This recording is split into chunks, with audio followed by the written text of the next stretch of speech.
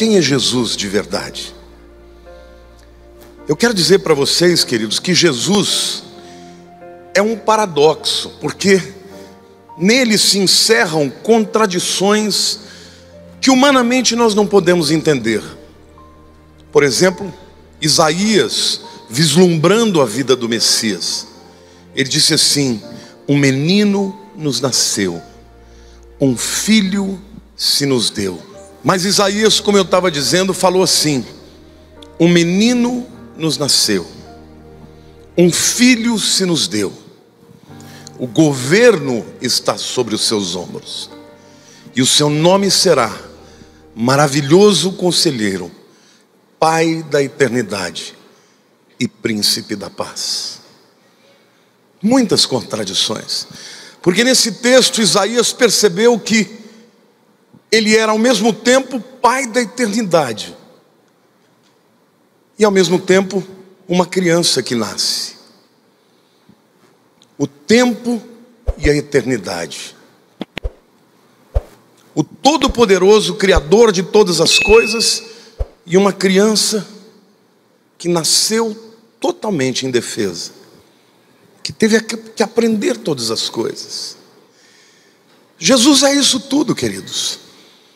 Ele não é somente o Criador de todas as coisas, porque a palavra de Deus diz que todas as coisas foram feitas por Ele, e sem Ele, nada do que foi feito se fez.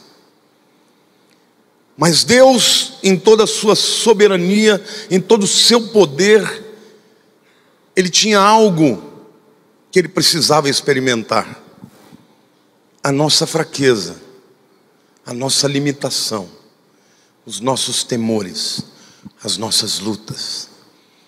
E para isso, ainda que soubesse, porém não experimentalmente, a Bíblia diz que Ele decidiu se esvaziar, se apequenar, se humilhar, se tornar um de nós. E Ele se tornou um ser humano. O Deus Todo-Poderoso, o Eterno, se tornou o Filho dos homens, para que nós, criaturas efêmeras, passageiras, nos tornássemos filhos de Deus. Ele trocou de lugar conosco. Jesus, por onde passou, Ele encantou pela sua sabedoria, pela sua graça, por suas tiradas, por sua visão de mundo muito adiante, muito de vanguarda. Mas de tudo que Ele fez, 3 foram os sinais que, na minha opinião, mudaram a nossa vida para sempre. O primeiro foi o seu nascimento, porque Isaías também disse que Ele nasceria de uma virgem, e certamente Ele foi o único ser humano na terra que não veio da semente de um homem e de uma mulher, porque Ele foi gerado pelo Espírito Santo, por uma razão só. A Bíblia diz que todos nós nascemos em pecado, e aquele que deveria morrer pelos pecadores não podia ter o pecado em si mesmo. Por isso Ele nasceu por obra do Espírito Santo, um milagre, um sinal que foi visto pelo profeta Isaías mais de 700 anos antes do seu nascimento. E Jesus então cresceu, e a Bíblia diz que Ele cresceu em sabedoria e em estatura diante de Deus e diante dos homens. Jesus tinha muita graça, irmãos. Ele viveu num tempo onde os religiosos eram sectaristas. Eles separavam as pessoas. A religião que eles pregavam era uma religião que afastava os homens de Deus. As pessoas tinham que cumprir tantos mandamentos que nenhuma delas era capaz. Ou o indivíduo se colocava como um fariseu, que hoje é sinônimo de alguém que não vive o que prega, ou ele então se sentia tão pecador que ele não podia ser aceito pelo Deus Todo-Poderoso. E aí então vem aquele jovem, 30 anos, com um sorriso nos lábios, com um olhar doce, mas com um poder extraordinário. A sua voz era tão terna quanto poderosa. Quando ele chamava os pecadores, eles vinham aos montes, às multidões, porque ele vivia o que ele pregava. E ele falava de Deus como ninguém falava. E as pessoas diziam: ele fala como quem tem autoridade. E muitos vieram até ele, sem medo, sem preconceito. E eles vieram apaixonados por aquela palavra que os atraía para o amor e para a graça. Certa vez Jesus estava pregando no Sermão da Montanha. E a multidão estava aqui, mas lá embaixo, quase entrando no mar da Galileia, havia um leproso. E os leprosos naquele tempo, eles não podiam viver em comunidade. Eles ficavam fora da comunidade. Andavam com roupas andrajosas, com sinais no seu pescoço, para que todos soubessem que eles eram leprosos e se afastassem deles. Jesus desce aquele monte e olha para aquele homem. Aquele homem fala algo para Jesus muito significativo. Ele diz assim: Senhor, se tu quiseres, podes me tornar limpo, são. Ele não tinha dúvida de que Jesus podia. Ele tinha dúvida se Jesus queria. E Jesus disse: eu quero e eu posso. E ele tocou naquele homem, no intocável, no rejeitado. E aquele homem foi curado para sempre, não somente da sua lepra, mas de toda a rejeição. E aquele homem pôde ser reintegrado à comunidade. Eu quero dizer para você, querido, todos nós, de alguma maneira na vida, nos sentimos rejeitados. Pelos nossos pais, pelos nossos professores. De alguma maneira, você já se sentiu rejeitado. Mas hoje Ele está aqui. E Ele está aqui hoje para te receber, como Ele me recebeu um dia. Eu tinha 19 anos, o dia que eu conhecia Jesus. Eu era um jovem cujas mães dos meus amigos diziam: não ande com esse rapaz, ele não é uma boa influência.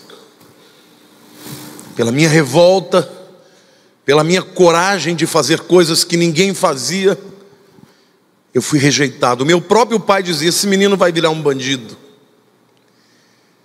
Porque muitas vezes os homens não são capazes de olhar além do estereótipo e ver o que está de fato no coração. Mas Jesus me olhou e Ele me atraiu. E o plano que Ele tinha para a minha vida era um plano melhor. E eu quero dizer para você que hoje Ele está aqui também para lhe oferecer não somente vida eterna, mas uma vida relevante, significativa para os dias de hoje. Então não importa qual seja o seu problema, se seja físico, emocional, espiritual, social, não importa. Ele é maior, Ele é o próprio Deus que se tornou homem para comer a sua comida, para falar a nossa língua, para compreender os nossos problemas, as nossas dores, as nossas aflições. Todas elas que Ele levou sobre o seu próprio corpo. O segundo momento muito relevante foi quando Ele decidiu morrer. E Jesus não morreu porque foi inábil. Ele não morreu porque não foi capaz de convencer as pessoas do seu tempo. Muito pelo contrário.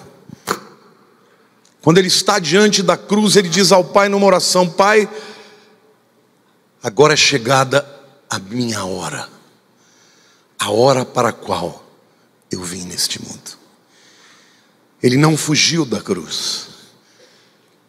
E mesmo lá no Getsemane, quando Ele estava orando e Ele sentiu toda a dor, o peso dos nossos pecados, Ele disse: Pai, se possível, passa de mim este cálice.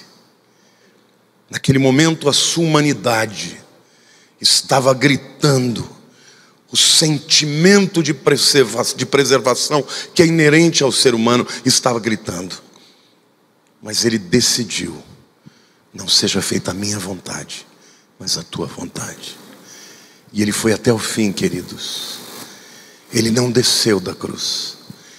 Ele enfrentou a sua cruz. Por quê?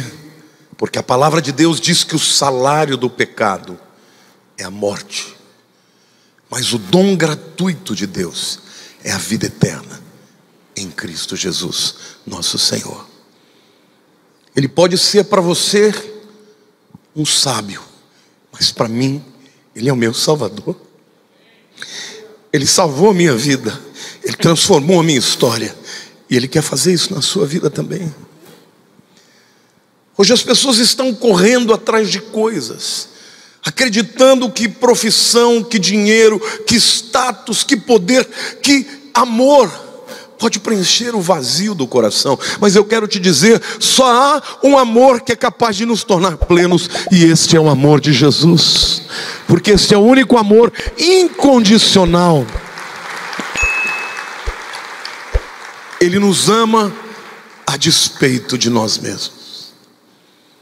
E lá na cruz, o autor da vida, aquele que era eterno, que sempre existiu, a vida estava nele, ele é a fonte da vida, decidiu morrer, para que nós que estávamos irremediavelmente fadados à morte eterna, pudéssemos ter vida eterna. Por isso hoje, a palavra de Deus diz, e diz de uma maneira muito direta e clara: todo aquele que nele crê, não perece, mas tem a vida eterna. Queridos, a vida é muito efêmera, passa rápido. Eu me lembro com 5 anos de idade, um dia brincando no quintal da minha casa, eu levantei os meus olhos e falei: Deus, eu quero ter uma família, eu quero ter uma esposa, eu quero ter filhos, e eu quero te servir. Passou muito rápido. Hoje eu já sou vovô. Daqui a pouco todos nós estaremos diante dele. Mas como você comparecerá naquele dia? Como alguém que decidiu recebê-lo como Senhor e Salvador da sua vida, ou como alguém que decidiu rejeitá-lo até o fim?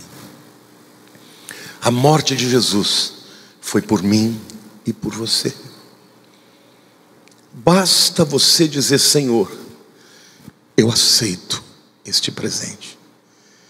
Isso não tem nada a ver com religião humana, porque qualquer instituição humana é defeituosa, tem problemas, porque nós somos pecadores. Isto é uma entrega pessoal, intransferível. Ninguém pode fazer por você, mas você pode fazer hoje. E o terceiro momento que transforma a história é o momento da ressurreição. Há relatos de muitas pessoas que passaram por experiências de morte ou de proximidade da morte, pessoas que conseguiram ver o outro lado. Muitos falam de um túnel escuro que termina num lugar muito luminoso. Muitas pessoas já tiveram essa experiência, mas eu quero dizer para vocês que todos os que morreram e mesmo ressuscitaram, morreram de novo. Mas Jesus não. No terceiro dia, Ele ressuscitou. Ninguém pôde detê-lo. A morte não pôde detê-lo. Os demônios não puderam detê-lo. E a Bíblia claramente nos diz que houve um entendimento errado por parte do inimigo das nossas almas. Lúcifer acreditava que naquele momento em que Cristo morreu, ele tinha tido vitória cabal. Mal sabia ele que era exatamente aquela morte que seria o instrumento da nossa vitória. E no terceiro dia, porque ele não tinha pecado, a luz foi se aproximando das trevas. E eu creio que Satanás e os demônios olharam ao longe e viram uma luzinha crescendo, crescendo, e logo eles perceberam que aquela luz não era resultado de um reflexo, mas era o próprio sol refulgindo com a luz própria do Filho de Deus, que estava vindo para tomar as chaves do inferno e levar todos os que creram nele para a sua presença para todo sempre.